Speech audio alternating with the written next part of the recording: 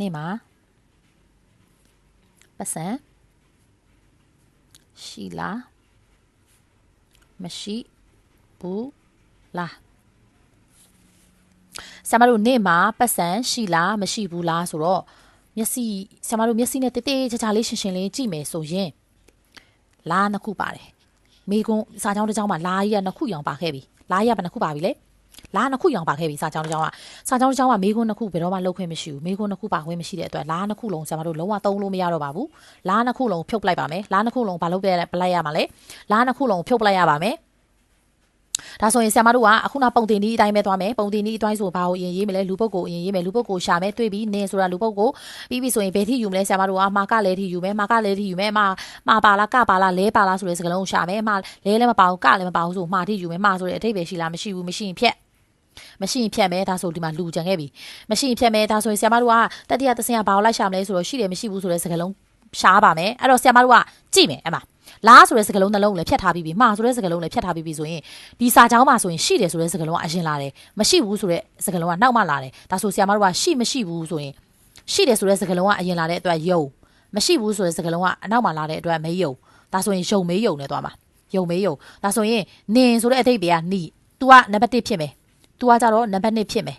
သူ့ကိုနံပါတ်2ဖြစ်မယ်နံပါတ်3ကတော့ရှိတယ်မရှိဘူးသုံးပြီးရင်အနောက်ကနေအရှိကိုဆင်လိုက်ပြန်လာဆို3ပတ်စံပဲကြံခဲ့တဲ့အတွက်3အဲ့တော့ဆရာမတို့ကနင်ဆိုတဲ့အဓိပ္ပာယ်ကနီရှိတယ်မရှိဘူးဆိုတော့ယုံမေးယုံသုံးရမယ်ယုံမေးယုံဘာဖြစ်လို့ယုံမေးယုံသုံးတာလဲဆိုတော့ဒီမှာလားနှစ်ခုဖြုတ်လိုက်တဲ့အတွက်ရှိတယ်ရမရှိဘူးရပဲကြံတယ်ရှိတာအရှိမလားမရှိဘူးကအရှိမလား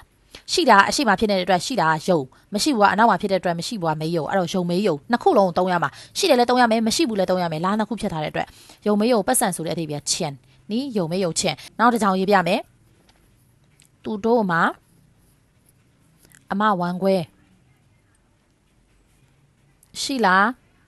မရှိဘူးလား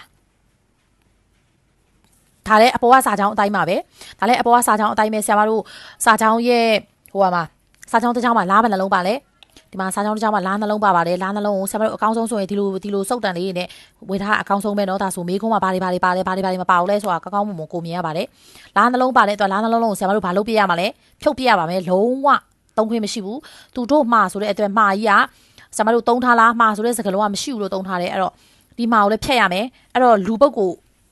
တကယ်လို့ကိုကနားလေတယ်ဆိုရင်ဒီရဲ့ပုံတင်လေးကိုပြန်ကြည့်မယ်လူပုတ်ကိုအရင်ရေးမယ်လူပုတ်ကိုဆိုတော့သူတို့ဆိုတော့ထားမင်းသူ့အောက်မှာနံပါတ်1လို့ရေးမယ်နောက်တစ်ခါဆရာမတို့ရှိတယ်ဆိုတဲ့စကားလုံးကအရှိရလာတယ်မရှိဘူးကအနောက်ကလာတဲ့အတွက်သူတို့ကနံပါတ်2ဖြစ်ပါမယ်ပြီးပြီဆိုရင်သူတို့ရဲ့အရှိရမှာဘာလဲကြံလဲဆိုတော့အမဝန်ခွဲရှိပါမယ်ဒါနံပါတ်3ဖြစ်ပါမယ်အဲ့တော့ဆရာမတို့အဖြေရေးမယ်သူတို့ဆိုတော့ထားမင်းရှိတယ်မရှိဘူးဆိုတဲ့အဓိပ္ပာယ်ကယုံမေးယုံအမဝန်ခွဲဆိုတဲ့အဓိပ္ပာယ်ကပြောင်းကျဲ